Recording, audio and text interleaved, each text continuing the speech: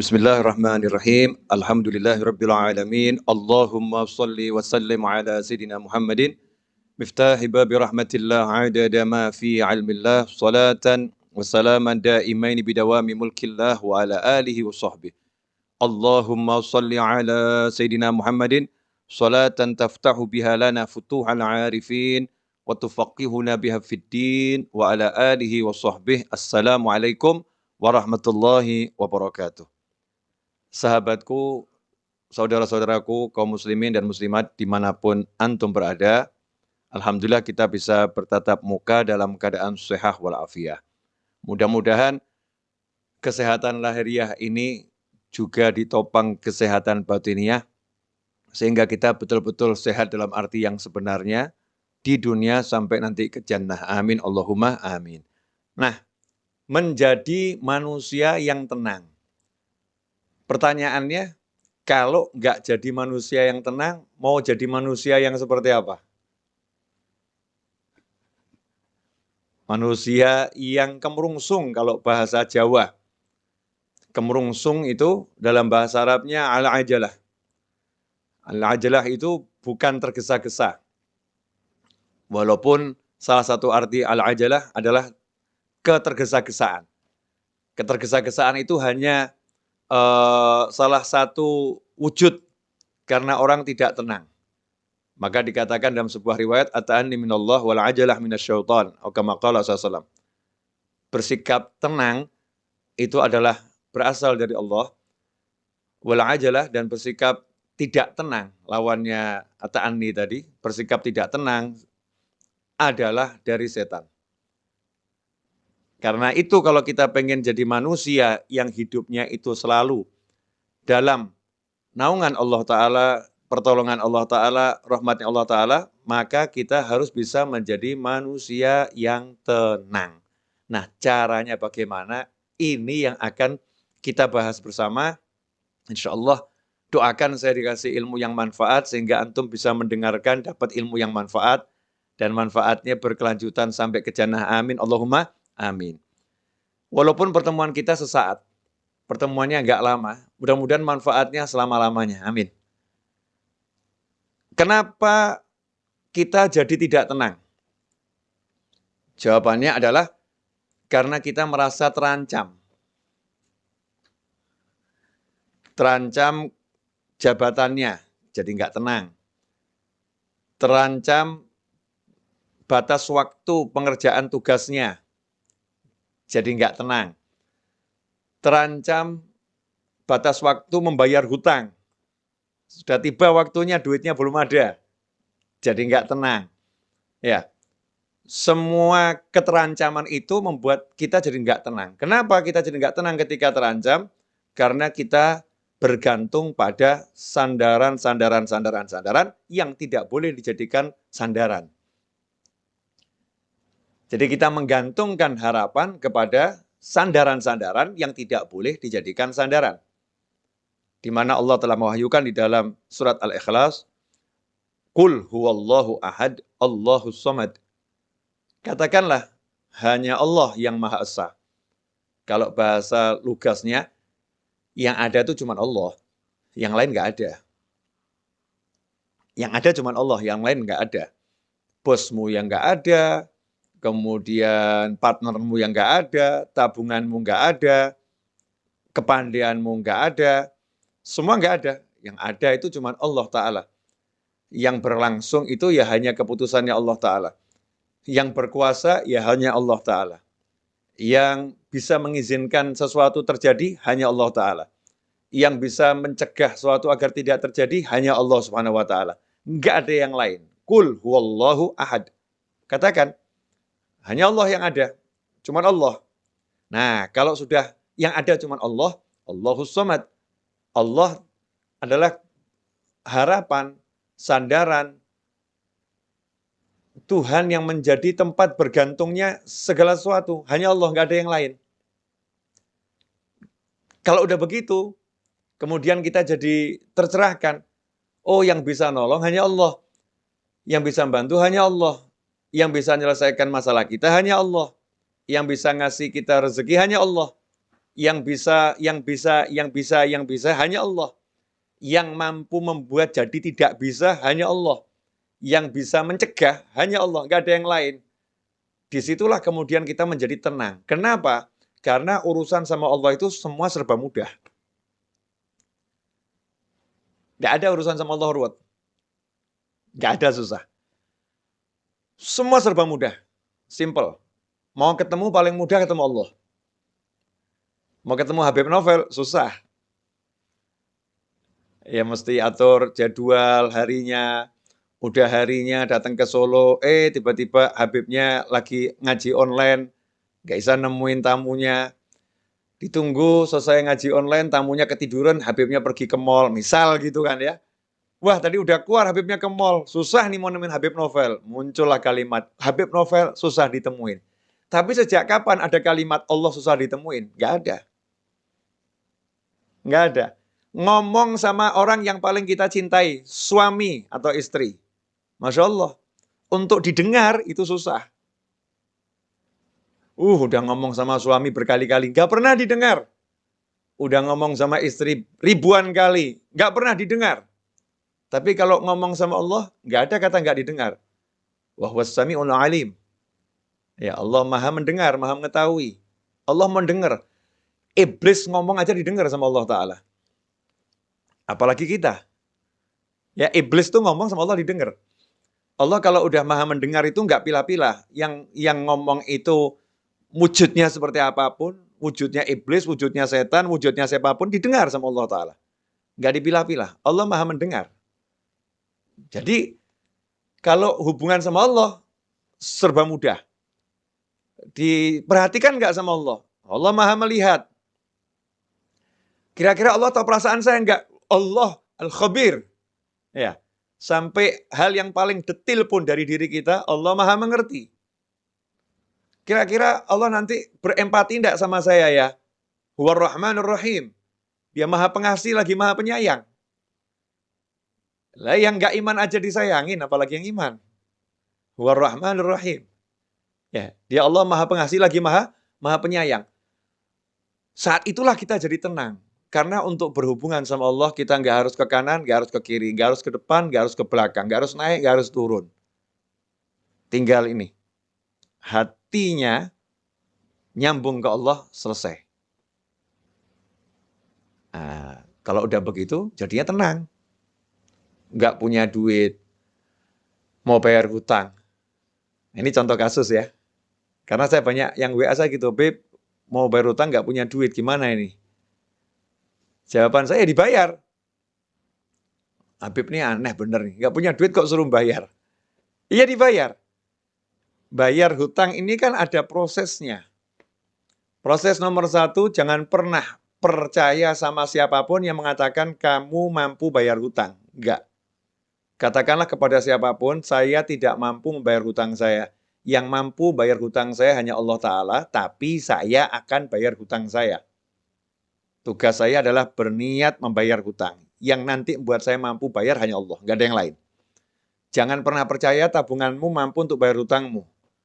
Wah, itu nanti langsung diuji. Tabungannya tiba-tiba habis. Anaknya sakit, habis tabungannya. Selesai. Naudzubillah min dzalik. Jangan sombong. Wah, saya punya tabungan banyak, saya punya aset banyak. Sombong amat kamu. Nah, Tuhanmu, asetmu, tabunganmu. Sebentar dihancurkan sama Allah Ta'ala. Galaunya luar biasa. Jangan pernah mengandalkan siapapun dan apapun. Saya punya Allah, Allah akan lunaskan hutang saya. Saya berniat bayar hutang. Nomor 1 itu. Ya. Kemudian nomor 2 bagaimana? Minta. Jangan sombong. Yang penting usaha dulu. Salah kamu. Yang penting minta dulu. Karena usaha itu diantaranya memohon pada Allah Ta'ala. Itu usaha. Bagaimana Rasul mengajarkan SAW sebagai utusannya Allah? Utusannya Allah loh ini. Berarti kan wakilnya Allah. Saya kirim utusan ke rumah Ustadz Fakhrul Razi. Berarti wakil saya. Nah itu makna kesaksian bahwasanya baginda Muhammad SAW adalah Rasul, utusan. Ya. Rasul, utusannya Allah Ta'ala. Artinya semua yang dari Rasul nggak mungkin salah. Karena semua yang dari Rasul dari Allah. Makanya kalau sampai mengatakan, ngapain memuliakan Rasulullah? Muliakan Allah, itu aneh. Memuliakan utusannya Allah itu namanya memuliakan Allah Ta'ala. Kalau saya ngutus seorang ke rumahnya Ustaz Fakhrul Razi, kemudian Ustaz Fakhrul Razi dikasih tahu ini utusannya Habib Novel. Kemudian beliau mengatakan, saya hormati Habib Novel. Kalau kamu tidak, saya marah. Kalau mau hormati saya, hormati utusan saya. Itu saya utus, sudah saya pilih. Kan begitu. Saya utus, sudah saya pilih. Bukan sembarang orang yang saya utus. Sementara Allah katakan, Allah utus manusia yang terbaik sebagai penutup utusan di akhir zaman. Sampai kapanpun. Penutupnya adalah baginda Muhammad SAW. Utusannya Allah Ta'ala. Diberi utusan yang the best buat kita semua. Nah, bagaimana kita memperlakukan utusan Allah ini, SAW? Kita menganggapnya manusia biasa, naudzubillah min dzalik. Kita harus menempatkan biasa sebagai penghubung kita pada Allah Ta'ala. Kalau saya mau dekat sama Allah, ya beliau ini penghubungnya. Kalau saya mau sukses dunia akhirat, ya ini yang punya semua informasinya ada pada baginda Muhammad SAW. Karena Allah berbicara dengan kita semua lewat baginda Muhammad SAW. Yang membumikan ajarannya Allah Subhanahu Wa Ta'ala kepada umat manusia. Nah, Rasul ternyata ngajarin mudah. Mau hutang mau lunas, siapa yang berhutang dengan niat untuk melunaskan hutangnya, maka Allah akan lunaskan hutangnya. Siapa berhutang dengan niat untuk tidak melunaskan hutangnya, maka Allah akan hancurkan hartanya. Kama qala sallallahu. Ngeri. Bukan cuman nggak lunas tuh, bahkan hancur hartanya. Bisnisnya akan remuk semua. Kalau niatnya nggak baik. Tapi kalau niatnya baik, mau melunaskan hutang, Allah akan melunaskan hutangnya. Nomor 1 itu. Kemudian nomor 2, suruh baca doa. Banyak sekali doa dan amalan dari Nabi Muhammad SAW. Ada yang menjadi amalan dibaca tiap pagi. Ada yang dibaca tiap selesai sholat. Amalkan semua itu. Yang amalan pagi hari diamalkan untuk pelunas hutang. Amalan selesai sholat diamalkan untuk pelunas hutang. Ya, kemudian apa lagi? Melunaskan hutang orang lain. Maksudnya kalau kita punya piutang nih, ya kita jadi manusia yang juga baik sama orang-orang yang nggak bisa bayar. Dah, kamu saya lunaskan. Walaupun kita masih punya hutang banyak ini. Tapi ini orang-orang susah semua, nggak bisa bayar. Kita lunaskan. Nah, nanti kalau kita udah begitu, ini tahap level awal dasar udah kita jalankan, maka rahmat udah datang tuh. Rahmati qaribum minal muhsinin. Rahmatku dekat dengan orang-orang yang suka berbuat kebajikan, orang-orang ihsan. Nah, tahap berikutnya mulai usaha. Ini tadi ya semua kan satu paket ya, jangan dipilah-pilah. Jangan dikasih jarak 2 tahun kemudian baru usaha, bukan loh ya. Bukan urutan waktu 2 tahun kemudian, 3 tahun, enggak. Segera langsung, usaha. Ini usaha saya untuk melunaskan hutang saya dengan izin Allah Ta'ala. Nah, nanti Allah akan apa? Walladzina jahadu fina lanahdiyanahum subulana wa innallaha lama'al muhsinin. Janjinya Allah Ta'ala, walladzina jahadu fina, dan barang siapa sungguh-sungguh menempuh jalan kami, salah satunya ini, sungguh-sungguh menempuh jalannya Allah Ta'ala dalam melunaskan hutang. Itu kan ya, salah satu contoh. Walladzina jahadu fina lanahdiyanahum subulana. Maka kami akan tunjukkan, kami bimbing. Kalimatnya itu lanahdiyanahum, dengan lam taukid, nun taukid. Kami sungguh akan bimbing dia menempuh jalan kami. Enggak suruh jalan sendiri. Allah enggak cuma kasih jalan, ini jalannya terus jalan sendiri, enggak. Jadi kalau hidayah itu selalu dengan bimbingan, guide, al-hadi. Selalu membimbing, enggak ditinggalkan. Dibimbing untuk menempuh bukan satu jalan, jalan-jalannya Allah Ta'ala. Sehingga orang yang sudah menerapkan syariatnya Nabi Muhammad SAW, tidak akan pernah kehilangan ide, tidak akan pernah kehabisan cara, tidak akan pernah kehabisan jalan, karena Allah bukan bimbing dia satu jalan, Allah akan bukakan miliaran jalan. Nih. Nah kalau begitu ya tenang saja. Lawang dikasih tahu sama Allah solusinya segitu banyak kok. Masa nggak tenang? Bleng. Lah yang ada kan sekarang gimana? Pusing. Mata gelap. Nggak ada solusi. Gimana ini? Mentok. Taunya cuma satu jalan. Jalannya apa? Cari duit. Lupa sama yang ngasih duit. Yaitu Allah Subhanahu wa Ta'ala. Nah, ini tenang ini kalau kita mau kembali pada Allah Subhanahu wa Ta'ala. Kalau kita nggak mau kembali sama Allah, nggak bakal tenang. Apapun yang kita andalkan akan buat kita susah. Apapun yang kita harapkan akan membuat kita menjadi galau, resah. Tapi kalau kita kembali pada Allah Ta'ala, bersandar sama Allah Ta'ala, maka selesai masalah. Contoh, ini contoh bersandar sama Allah.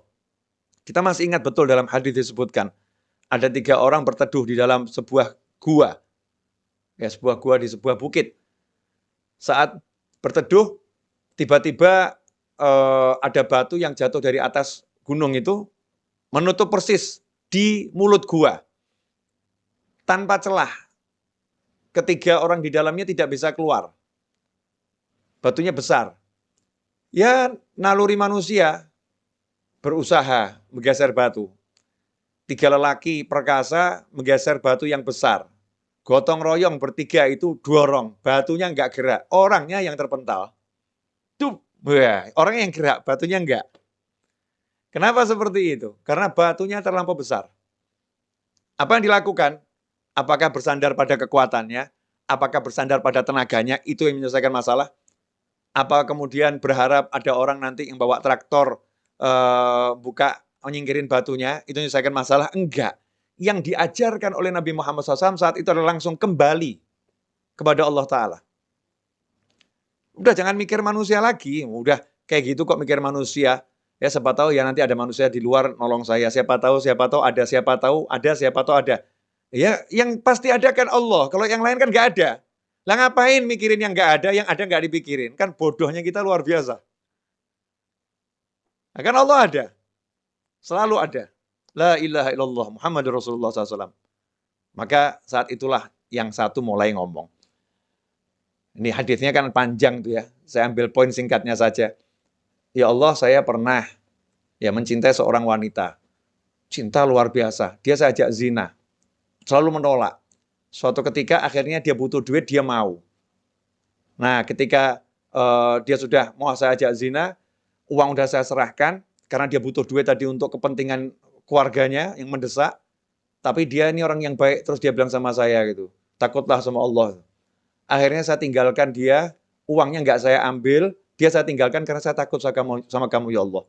Kalau ini ikhlas karena kamu ya Allah, tolong ya beri kami jalan keluar dari masalah ini. Yang terjadi apa? Batu yang gede bergeser tanpa ada yang geser. Cuman belum cukup. Karena Allah ingin mengajarkan kepada yang lain. Ini kan masalah berjamaah. Masa yang dikasih solusi cuma satu orang, yang lain enggak. Maka yang lain disuruh juga, ayo kalian gimana? Yang satu, saya ini sama ibu saya, ya cerita yang cukup populer nih hadis ini. Yang satu saya sama karyawan saya. Akhirnya berkat tiga-tiga ini minta tolong sama Allah dengan ya tawassul pada amalan yang dipersembahkan untuk Allah Ta'ala. Hasilnya apa? Tergeser batu itu, selesai. Jadi sebetulnya mudah ya nyelesain masalah itu. Ngerayu Allah. Ya, suruh ngerayu Allah aja kok nggak bisa ngerayu suaminya, Masya Allah. Sampai nangis-nangis. Ya nangis, ngerayu suaminya. Nggak dikasih. Tolong yang beliin handphone yang. Udah nangis nggak dikasih. Sakit itu. Ngerayu istrinya. Ayo yang pindah rumah gitu ya. Di rumah orang tua saya, ikut orang tua saya. Suaminya yang ngerayu istrinya. Sampai nangis. Istrinya tambah marah-marah. Pinter ngerayunya. Gagal juga. Ya sakit hati. Nah ini kalau kita merayu Allah Subhanahu Wa Taala, Masya Allah, merayu Allah itu mudah. Allah itu dirayu dengan oleh hambanya itu senang gitu. Karena Allah maha mencintai. Ya Allah maha mencintai. Jika kalau ada yang merayu Allah, Allah senang. Ya tinggal kita bermanja-manja sama Allah Subhanahu Wa Taala. Ya Allah, wah cari duit susah ya Allah. Ini kata orang-orang cari duit susah ya Allah. Tapi kalau carinya dari kamu nggak pernah susah kan ya Allah. Ya, please ya Allah, ini saya lagi mau jualan barang nih ya Allah. Cuman hasilnya nggak banyak ya Allah. Saya mau jualan kamera, hasilnya paling 8 juta ya Allah. Cuman saya minta rezekinya 1 miliar ya Allah. Malaikat ketahuan, ini manusia yang pinter ini. Yang lain ngomong sama dia, ini orang ngelamun. Jual barang 8 juta kok minta rezeki 1 miliar. Ini orang ngelamun ini. Ini kata manusia yang ngelamun. Malaikat bilang ini orang pinter ini. Karena dia mintanya sama Allah, bukan sama kamera yang mau dia jual. Dia mintanya sama Allah Subhanahu Wa Ta'ala. Subhanallah. Tiba-tiba kameranya nggak laku, duitnya datang banyak. Dus. Ya, tiba-tiba. Nah, dari mana itu? Wa may yattaqillaha yaj'al lahu makhrajan wa yarzuqhu min haitsu la yahtasib. siapa bertakwa kepada Allah. Jadi jangan terbiasa sama teori-teori yang diajarkan sama yang mengajarkan itu loh. Tapi terbiasalah dengan bukan teori, tetapi hukum pasti dari yang maha menciptakan kita semua, yaitu Allah Subhanahu wa Ta'ala.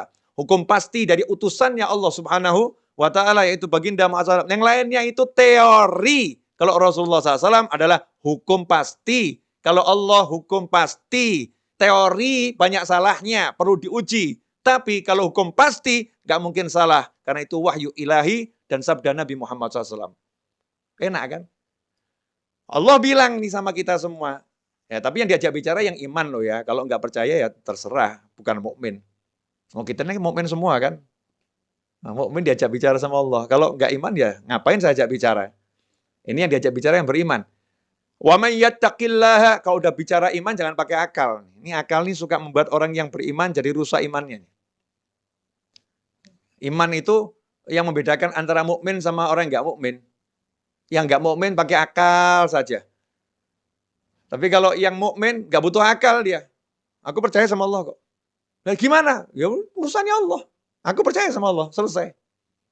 Itu mukmin. Walaupun orang yang beriman akalnya dipakai untuk menambah keimanannya. Ya, untuk memperkuat keimanannya, untuk menyampaikan kepada orang lain agar bisa menjadi beriman pula. Tetapi ketika dia beriman, dia nggak butuh akal gitu. Dia cukup membutuhkan hatinya yang meyakini Allah Subhanahu wa Ta'ala. Subhanallah. Wa may yattaqillaha. Allah yang bilang nih. Dan barang siapa yang bertakwa kepada Allah. Takwa itu gampang kok. Saya bilang takwa itu susah. Walaupun kita kan takwanya masih ya begini begitu. Tapi takwa itu gampang. Simple. Yang diperintah jalankan. Yang dilarang tinggalkan. Selesai toh. Kayak gini loh. Kayak gini. Wah, zaman sekarang ini mau ke mall aja susah nih. Mesti punya aplikasi Peduli Lindungi. Mesti harus sudah divaksin. Mau ke mall aja susah. Nggak susah toh ya? Ya jalankan saja peraturannya. Kalau kamu sudah vaksin, punya aplikasi Peduli Lindungi, kamu ke mall, mudah, nggak susah. Kan gitu. Nah, begitu pula dalam kehidupan kita dengan Allah Ta'ala. Simple. Kamu laksanakan perintah Allah, kamu jauhi larangan Allah, Allah laksanakan janjinya kepadamu. Wa may yattaqillaha, apa yang didapatkan? Yaj'al lahu makhraja. Hal yang paling ruwet dalam hidup manusia itu kalau jalan buntu. Betul ya? Jalan buntu. Ngelamar anaknya orang, ditolak, jalan buntu. Pusing dia. Ngelamar kerjaan di kantor, jalan buntu, pusing dia. Ya, mau bayar hutang nggak ada duit, jalan buntu, pusing dia. Maka janjinya Allah Ta'ala buat yang percaya sama Allah, yang mau ikuti aturannya Allah Ta'ala, wa may yattaqillaha, siapa takwa sama Allah, apa yang Allah janjikan nomor satu? Yaj'al lahu makhraja. Don't worry. Jangan khawatir. Ojo wedi. Jangan takut kamu. Ya, jangan takut. Kenapa? Yaj'al lahu makhraja. Dia Allah akan selalu. Oh, ini harus digaris bawah ini. Dia Allah akan selalu yaj'al lahu, memberikan kepada dia yang bertakwa pada Allah Ta'ala makhraja, jalan keluar. Batu nutupin segede apapun, orangnya bertakwa, Allah kasih jalan keluar. Kehidupan dunia sengeri apapun, orangnya bertakwa, Allah kasih jalan keluar. Makanya buat orang yang bertakwa, tenang. Yang lain heboh, ini gimana, ini bagaimana. Tenang dia. Nanti saya akan diberi solusi sama Allah. Nanti saya akan diberi solusi sama Allah. Yang lain nanya, lah solusinya bagaimana? Solusinya apa? Ya kan nanti Allah yang kasih. Ngapain saya pikir sekarang? Yang ngasih Allah kok saya yang mikir. Tuh, seperti Nabi Musa alaihissalam. Nabi Musa sama Bani Israel ketemu lautan yang luas. Umatnya bingung waktu itu. Gimana depan lautan, belakang Fir'aun ngejar. Nabi Musa santai. Ya. Kalla inna ma'ya rabbi sayahdin. Kalla. Sungguh nggak mungkin kita celaka. Inna ma'ya rabbi. Allah bersamaku. Sayahdin. Nanti dia Allah akan beri saya petunjuk. Nanti dia Allah akan beri saya petunjuk. Hasilnya apa? Dikasih sama Allah solusi. Jalan keluar. Jalan keluarnya bagaimana prosesnya? Simple. Nggak ribet. Nggak cari pasukan. Nggak cari relawan, nggak cari tambahan manusia untuk bantu perjuangan, nggak cari A sampai Z, ya memakai yang sudah ada di tangan. Yang ada di tangan Nabi Musa AS, nggak jauh-jauh loh. Ya udah tongkatmu pukulkan ke laut. Solusi yang nggak masuk akal manusia. Dek, laut terbelah, Nabi Musa dan pengikutnya selamat, Fir'aun tenggelam dan binasa. Diabadikan sampai akhir zaman dan sepanjang masa. Selesai masalah. Ya ja'allahu makhraja. Selalu diberi solusi oleh Allah Ta'ala. Selalu diberi jalan keluar oleh Allah Ta'ala. Gak cukup itu. Plus, wa yarzukhu min haitsu la yahtasib. Dan Allah akan selalu beri dia rezeki yang gak pernah bisa diperhitungkan oleh dia ataupun yang lain. La yahtasib. Jadi orang yang dekat sama orang bertakwa ini kalau kalkulasi rezekinya pasti pusing. Udah lah, gak mungkin ketemu. Mau pakai jurus model apapun. Kok bisa ya? Kok bisa? Nanti kok bisa gitu. Karena Allah suka ngasih surprise sama hambanya yang bertakwa. Surprise. Surprise. Gitu. Allah ngasih kejutan. Nih. Sampai kita bingung nih. Bertubi-tubi dikasih rezeki sama Allah Ta'ala. Min haitsu la yahtasib. Dari arah yang gak pernah bisa dia perkirakan. Dia sehebat apapun punya ilmu, apa tuh Mas Eto, kalau untuk memprediksi namanya apa itu? Kita kalau misalnya punya data, namanya itu statistik, ya ketemu. Nanya sama kalian gak dijawab, udah nanya sama langit, statistik. Gitu. Ilmu statistik.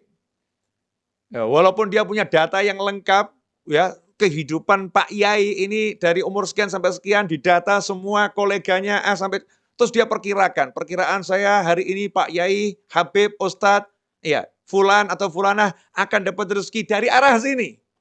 Allah akan kasih arah yang lain. Oh, yang ngasih aku bukan statistikmu. Aku udah bilang, yaj'allahu makhraja wa yarzukhu min haitsu la yahtasib. Udah la yahtasib, udah jangan kamu hitung. Jangan kamu pikir, jangan kamu cari-cari, nggak bisa. La yahtasib. Allah udah bilang, nggak pernah bisa diduga rezekinya orang yang bertakwa. Nggak bisa, itu Allah menunjukkan kemampuannya memberi rezeki. Allah menunjukkan kuasaannya dalam beri rezeki. Allah menunjukkan otoritasnya kepada manusia. Kamu nggak bisa, hanya aku yang bisa. Asyik itu. Min haitsu la yahtasib. Jadi tenang, orang bertakwa itu nggak pernah mikirin rezekinya hari ini atau besok. Tugasnya apa? Jalankan perintah, tinggalkan larangan. Perintahnya suami cari nafkah. Ya, cara cari nafkah keluar ke pasar misalnya. Ya keluar ke pasar. Perintahnya ketika keluar ke pasar bagaimana? Berdoa. Perintahnya ketika di pasar bagaimana? Baca doa, jaga pandangan, jaga pendengaran. Cari rezeki ke pasar, ngerumpi, gunjing, ghibah, namimah. Masya Allah. Teriak-teriak, saya tiap hari udah ke pasar, saya udah kerja. Kamu kerja nggak pakai caranya Allah? Bagaimana kamu dapat rezeki yang surprise? Makanya rezeki kamu ya hitung-hitungan tadi. Pusing kepalanya. Ya, pusing kepalanya. Ikhwani rahimakumullah. Ini yang perlu dipahami, bahwasanya kalau orang udah percaya sama Allah Ta'ala, tenang hatinya. Dia nggak akan pilih cara-cara yang lain. Mau pakar A sampai Z yang nggak ngurus, yang dia urus caranya Allah, cara Rasulullah SAW. Nah, nanti termasuk caranya Rasulullah, itu caranya ulama. Ya bagaimana pendapat para ulama, bagaimana petunjuk para ulama, hidupnya hanya begitu. Oh hidup ini singkat kok, mohon maaf loh ya. 60-70 tahun itu rata-rata umur kita. Hidup sampai 60-70 tahun kok cuman dibuat mikir cari duit, itu kan bodohnya kita luar biasa. Duit tuh nggak usah dicari ya, pasti datang kok. Tapi ya usaha. Nah, usaha itu doa, ya, usaha itu pergi ke pasar, kan gitu. Tapi jangan mikir cari duit, jangan. Habis energi. Ya, sayang. Mikir cari solusi. Nah, ini juga kebodohan kita. Solusi kok dipikir. Solusi itu diberi. Yang beri siapa? Ya ja'allahu makhraja, yang beri Allah, yang ngasih masalah Allah, yang beri solusi Allah. Selesai.